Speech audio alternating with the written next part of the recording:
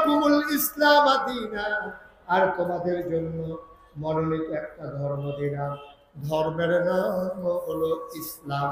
বলো সুবহানাল্লাহ। বাচ্চাটা কি আওয়াজ করে আপনারা কেউ শুনেন না? যে আওয়াজ করতেছে কেউ শুনেন না আপনারা? আমি এখান থেকে শুনি, আপনি পাশ থেকে কি করতেছেন?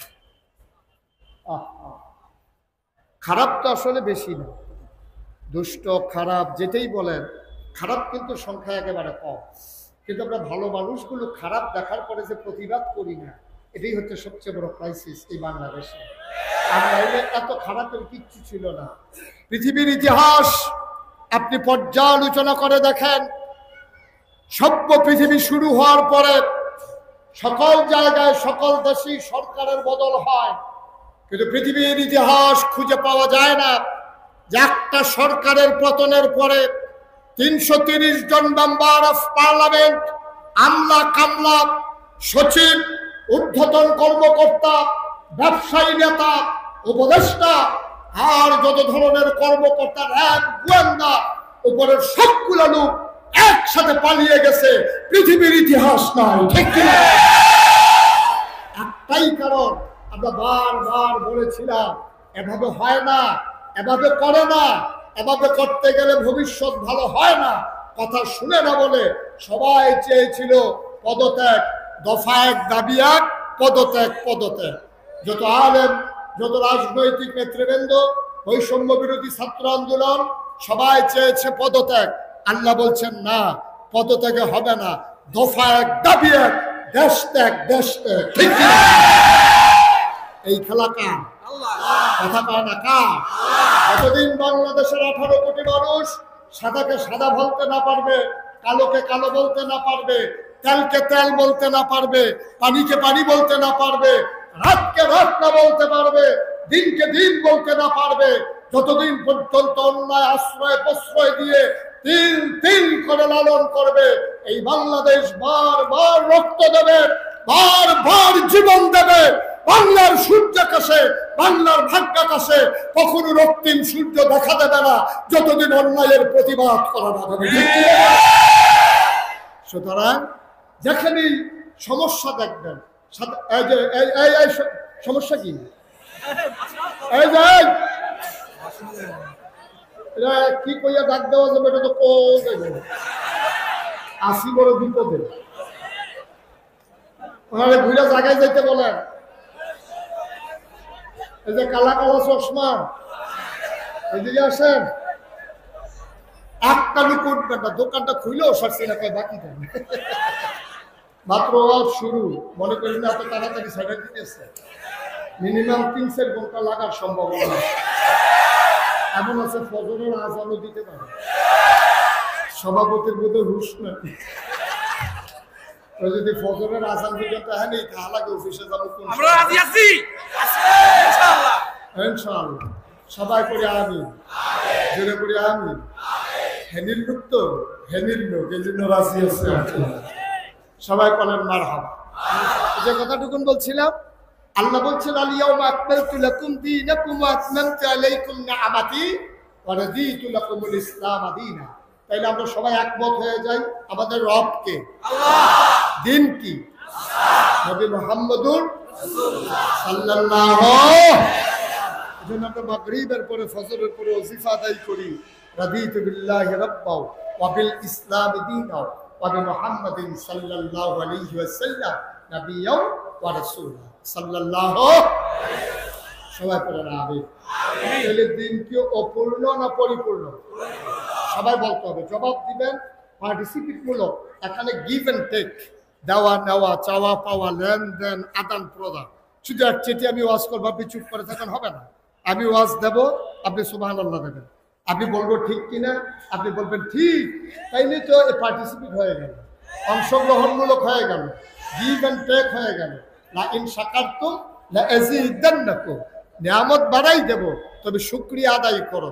আমিও বলি ওয়াজ দেব, তবে সুবহানাল্লাহ বড় বড় করে বলবো। বলেন সুবহানাল্লাহ। আল্লাহ যেন তৌফিক দান করে। সবাই করে আমিন। আওয়াজ কি আসতে হবে না জোরে হবে? বলিষ্ঠতার সাথে আওয়াজ হবে। আস্তে আওয়াজের দিন তো শেষ। আস্তে আওয়াজের দিন কি এখন আর আছে? যার যত জোর আছে জোর দিতেই থাকবেন, আল্লাহ যা করে করবে ইনশাআল্লাহ। আবার এই জোর ঘরে গিয়ে দেওয়ার দরকার নেই, যেখানে দরকার সেখানে আমিন কম। তাইলে প্রমাণ হয়ে গেল ইসলাম কি অপূর্ণ না পরিপূর্ণ? পরিপূর্ণ মানে তো ঢাকার মানুষ বুঝার কথা।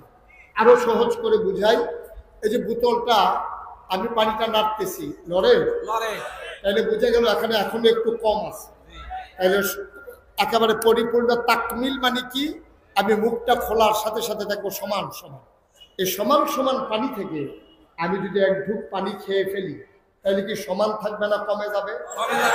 সমান সমান পানির মাঝে আমি যদি এক কোষ পানি দিই তাহলে কি সমান থাকবে না পড়ে যাবে? তাইলে হয় কমে যাবে নাইলে পড়ে যাবে। সমান সমান মানে হচ্ছে আলিয়াউমা আকমালতু লাকুম, অর্থাৎ একেবারে সমান সমান, কমও নাই বেশিও নাই। এটার নাম হচ্ছে ইসলাম। সুবহানাল্লাহ বলবেন না? জোরে বলবেন না সুবহানাল্লাহ? তাইলে আমরা যদি মনে করি ইসলাম মানে পরিপূর্ণ, এখন আজকে ১বিংশ শতাব্দীর সূচনা লগ্নে গোটা বিশ্বকে যখন বলা হচ্ছে কম্পিউটারাইজড, গোটা বিশ্বকে যখন বলা হচ্ছে গ্লোবাল ভিলেজ, আমরা তখন দেখতে পাই কি আমার এই ইসলাম নিয়ে তামাশা শুরু হয়েছে।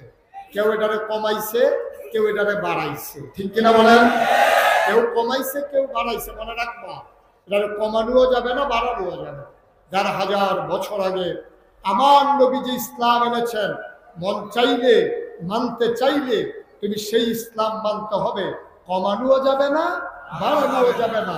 মনে রাখবা, তোমার মন মতো ইসলাম হবে না, ইসলামের মন মতো তোমাকে হইতে হবে। আমরা যার যার মন মতো ইসলাম বানাইতে চাই, হবে না তো, কারণ ইসলাম তো পরিপূর্ণ। এখন ইসলামের সাথে কোনো কিছু মিশানোও যাবে না। আমি যার ঘরে বসে খাইলাম কিনা রাখি, আমার আদরের আমার কলিজার টুকরা রাখি, ওর ঘরে যখন আমি ঢুকলাম, মনে করেন আমি গিয়ে বললাম রাকিব আমাকে তাড়াতাড়ি এক গ্লাস পানি দেন দেখি। তো রাকিব ভিতর বাড়িতে গেছে পানি আনার জন্য অন্দরমহলে।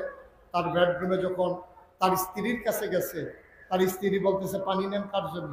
বলছে যে নাগাইশ কুমিল্লার পীর সাহেব হুজুর যে আসছে, মুস্তাক ফয়েজি হুজুর, উনি পানি চাইছে, পানি নিতেছে। তো রাকিবের ওয়াইফ দিছে ধমক, হ্যাঁ পানি চাইছে বলে পানি দিবে? হুজুর কি সারা জীবন আমাদের বাসায় এসে বসে থাকে নাকি? হুজুর পানি চাইছে বলে কি হয়েছে? ঘরের ভিতরে ট্যাঙ্ক আছে, একটু ট্যাঙ্ক দেন। এখন দিছে ট্যাঙ্ক, দিছে চিনি, দিছে লাড়া। এটা ঢাকায় কি কর কথা বাইরা দেখি।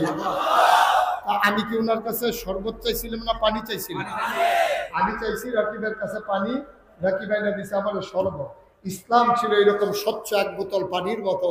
আমার বাংলাদেশে কিছু মতলব বাস এটার সাথে ট্যাং মিশাইছে, সিবিটা মিশাইছে, রুয়াবজা মিশাইছে, টুকমার দানা দিছে, ইসুর ফুলের ভুসি দিছে, চিনি দিছে। আর লাড়া দেওয়ার লেগে তো বাংলাদেশের মানুষ বেড়াই গেল, সবাই মিল্লা দিছে লাড়া। এখন ইসলাম আর ইসলাম না, ইসলাম হয়ে গেছে শরবত, ঠিক কিনা? যেন প্রকৃত ইসলাম এখন সাধারণ মানুষ আর খুঁজে পায় না। আসলে আমরা সেই ইসলামের কাছে যাই যে ইসলাম নবীজি নিয়ে এসেছেন। আল্লাহ যেন কবুল করে সবাই পড়ে আমিন।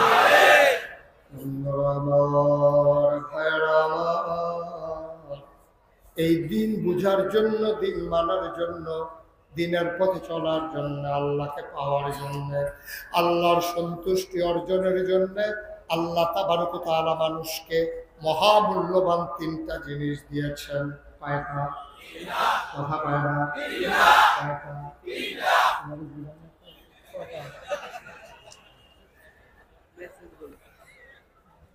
কয়টা? কয়টা?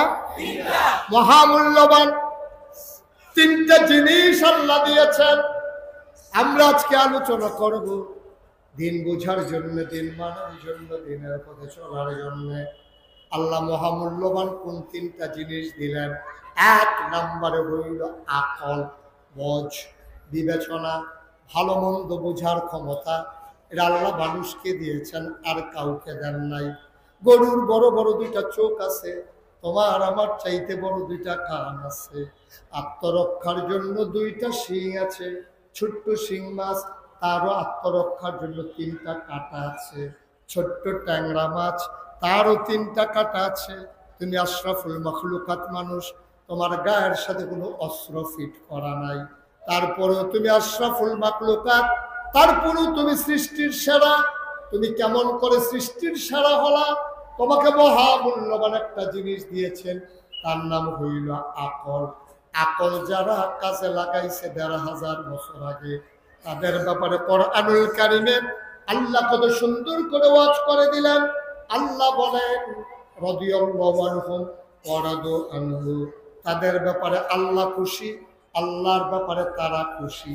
ওরা কারা? আবু বকর, ওমর, ওসমান, আলী, তালহা, জুবাইর, আব্দুর রহমান ইবনে আউফ, সাদ ইবনে রবিয়া, আব্দুল্লাহ ইবনে আব্বাস, আব্দুল্লাহ ইবনে মাসউদ, ওই বড় বড় মানুষ যারা, তাদের ব্যাপারে আয়াত নাযিল হয়ে গেল রাদিয়াল্লাহু আনহুম ওয়া রাদু আনহু, তাদের ব্যাপারে আল্লাহ খুশি, আল্লাহর ব্যাপারে তারা খুশি। ঠিক কিনা? আরেক দল মানুষ হয়ে গেল এমন, আল্লাহ কয় ওয়ালাহুম কুলুবুল লা ইয়াফকাহুনা বিহা ওয়ালাহুম আয়ুনুন লা ইউবসিরুনা বিহা ওয়ালাহুম আযানুন লা ইয়াসমাউনা বিহা উলাইকা কাল আনআম বাল হুম আদাল। আল্লাহ কয় শোনো শোনো শোনো, দুনিয়ার ভিতরে একদল মানুষ আছে এমন, ওয়ালাহুম কুলুবুল লা ইয়াফকাহুনা বিহা, তাদের মন আছে তারা বুঝে না, ওয়ালাহুম আয়ুনুন লা ইউবসিরুনা বিহা, তাদের চোখ আছে তারা দেখে না, ওয়ালাহুম আযানুন লা ইয়াসমাউনা বিহা, তাদের কান আছে তারা শুনে না। আমি বলি এটা আবার কেমন মানুষ? আল্লাহ কয় আমি কি বলছি নাকি মানুষ? উলাইকা কাল আনআম, ওরা হলো চতুষ্পদ জানোয়ারের মতো।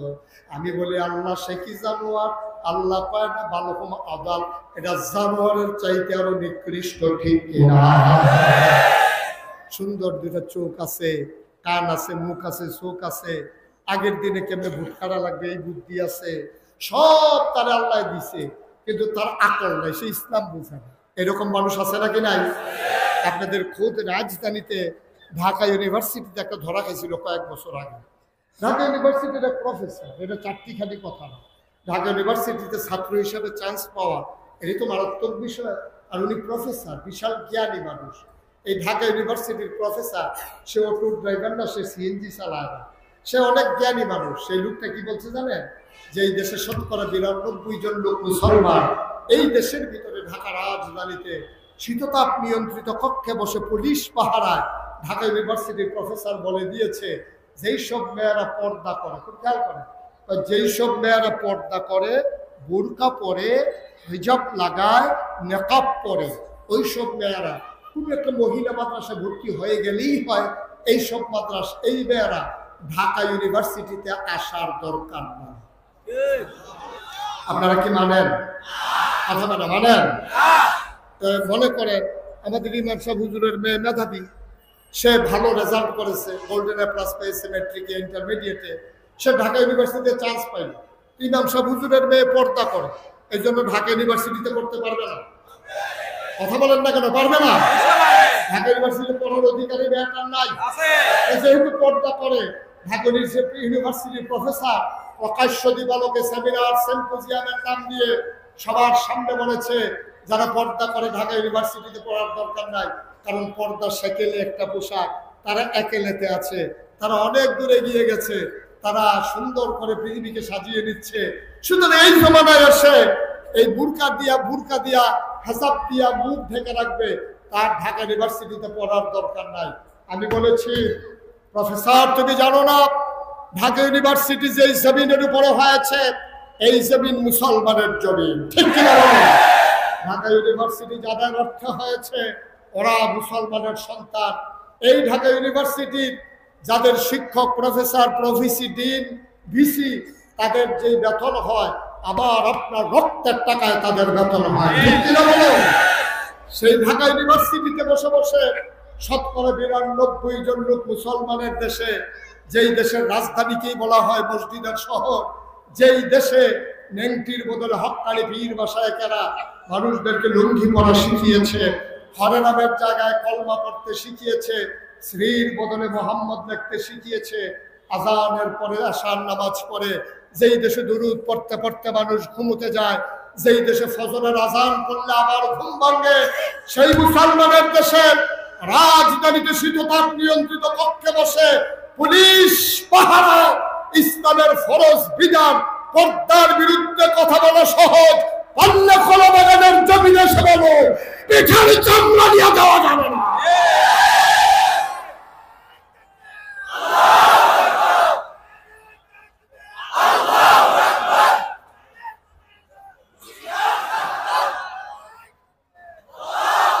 সুতরাং এই দেশ, ওই যে উপস্থাপক বলেছিলেন, এই দেশ মুসলমানের দেশ। মুসলমান ছিল, মুসলমান আছে, মুসলমান মাথা উঁচু করে থাকবে। ঠিক কিনা বলেন? ইচ্ছে করলেই এটা কচুরি পানা না যে আপনি গরু লাগাইয়ে খাওয়াই ফেলবেন। এটা সমুদ্রের ফেনা না যে বাতাসের সাথে মিশে যাবে। মুসলমানের শিকড় সাত জমিনের নিচে, আর মুসলমানের ডালাপালা সাত আকাশের উপরে। ঠিক কিনা বলো? মুসলমানের দিকে চোখ রাঙ্গাইতে একটু হিসাব করে চোখ রাঙ্গানো লাগে।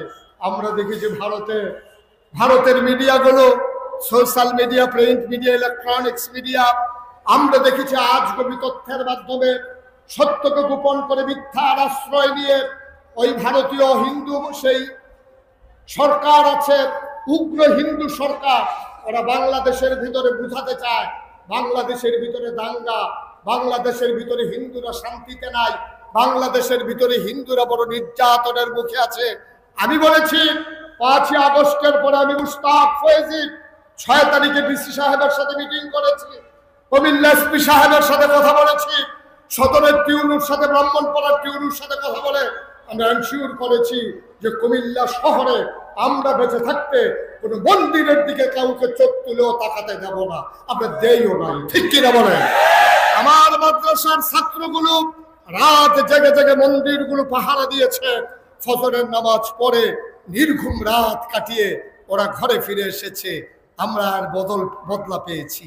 আমরা তোমাদের মন্দিরগুলো পাহারা দিলাম, তোমাদের দোকানগুলো পাহারা দিলাম, তোমাদের জীবনের নিরাপত্তা নিশ্চিত করলাম। আর প্রকাশ্য দিবালুকে চট্টগ্রামের আদালতে তোমরা হিন্দুরা, ইসকনের সদস্যরা, তোমরা দাদিয়া কুপাইয়া আমার সাইফুল ইসলাম আলিফকে তোমরা হত্যা করেছ। বিনিময় আমরা এটাই পেয়েছি।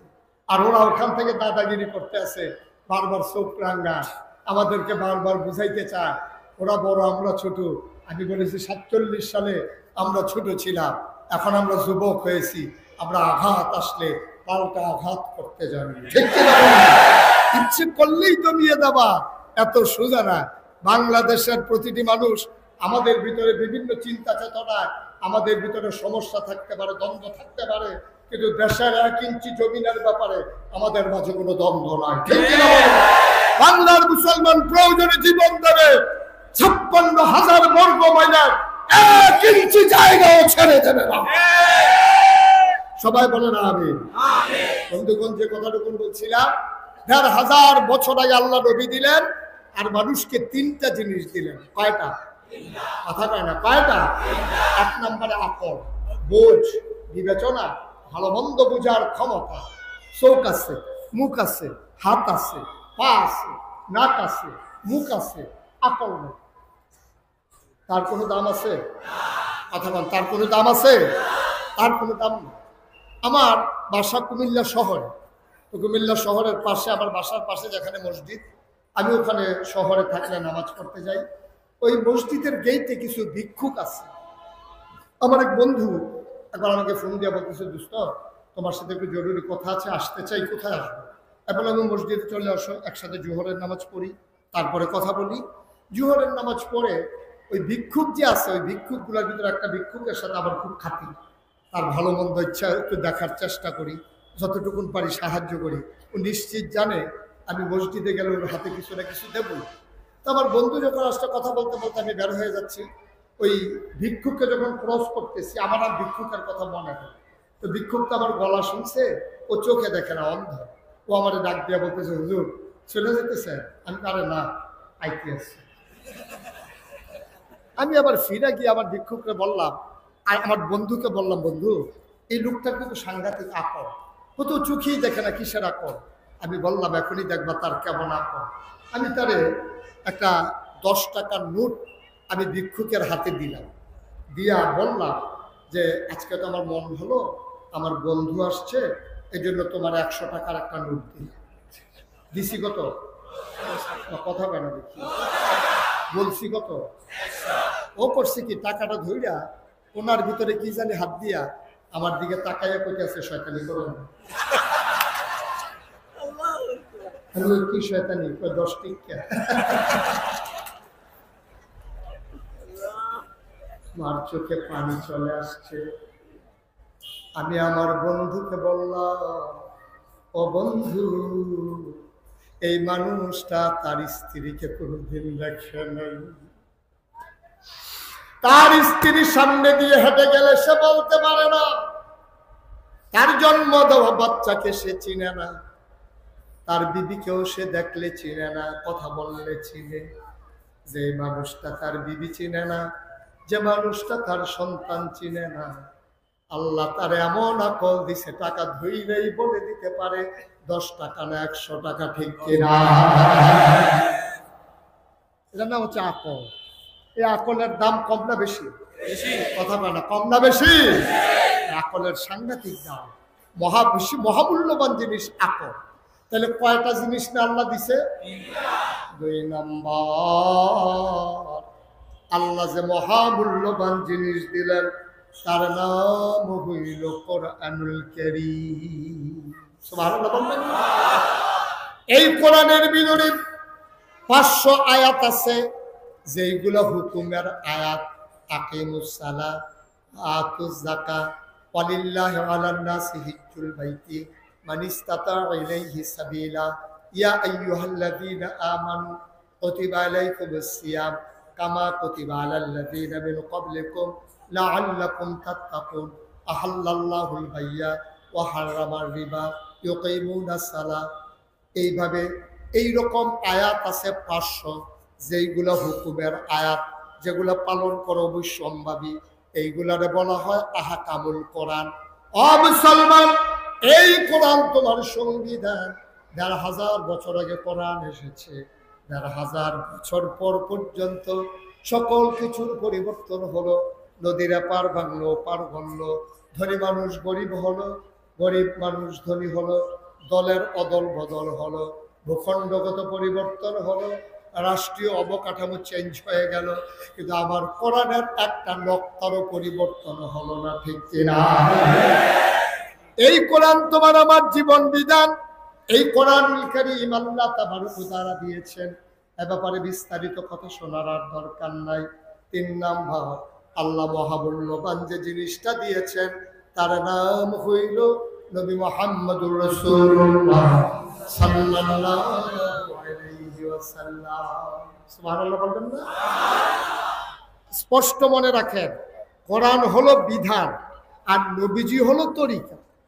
কোরআন হলো বিধান, কোরআন এই যে ভাই কি করতেছেন আপনি? এখন যদি ওনারে জিজ্ঞেস করেন উঠছেন কেন, উনি জীবনেও কইতে পারতো না কি উঠছে। উঠছে আর কি আগে।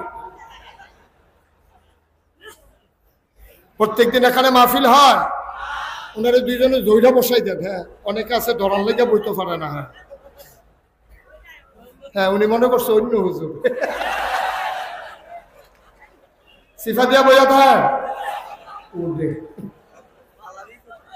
মারহাবা কয় না রে, জোরে বলেন মারহাবা। তাহলে মহামূল্যবান যাকে দিয়েছেন তিনি নবী মুহাম্মদুর রাসূলুল্লাহ। নবীর সম্পর্কে জানতে মন চায় নাকি চায় না? আল্লাহর কাছে জানতে চাইলাম, মাওলা ও রব্বে কারীম 5 ওয়াক্ত নামাজে প্রতি রাকাতে তোমার ব্যাপারে শুনিয়ে দিলাম আলহামদুলিল্লাহি রাব্বিল আলামিন। তুমি হইলা সমস্ত জগৎ সমূহের জন্য রব। ও মাওলা রব্বে কারীম, আমার নবীর একটু চিনাই দাও, চিনতে মন চায়। আল্লাহ কয় কোরআন পড়ো, কোরআন বুঝো, কোরআন শোনো। কোরআনের ভিতরে আমার নবীকে আমি পরিচয় করিয়ে দিয়েছি। আমি কোরআন পড়ে দেখি 30 পারা কোরআন, 114 সূরা। কোরআনের ভিতরে আল্লাহ কত সুন্দর করে নবীকে পরিচয় করিয়ে দিলেন। সবাই পড়েন, ওয়ামা আরসালনাকা ইল্লা রাহমাতাল লিল আলামিন। এই আয়াতটার ভিতরে তো মজা, আমি যখন একাকি পড়ি মনের অজান্তে চোখের পানি দিয়ে ভেসে যাইব এ চোখ। সবাই মিলে আবার মজা করে, সকল চিন্তা ছেড়ে দিয়ে একেবারে মধুর আওয়াজে তিন পতন নিস্তব্ধতাকে উপেক্ষা করে সবার যার যার দরদ আছে সবটা দরদ দিয়ে আমার সাথে পড়েন দেখি। وَمَا أَرْسَلْنَاكَ إِلَّا رَحْمَةً لِلْعَالَمِينَ। আল্লাহ যেন ডেকে কয়, বান্দারে, ও ঢাকার মানুষ, সারা বাংলাদেশের বিভিন্ন জেলার মানুষ, শোনো শোনো শোনো, মন দিয়ে শোনো, আমি আল্লাহ হইলাম রব্বুল আলামিন, আর আমার নবী হইলেন রাহমাতুল লিল আলামিন। যত জায়গায় আমার আল্লাহ রব, তত জায়গায় আমার নবী রহমত। প্রমাণ আছে নাকি নাই?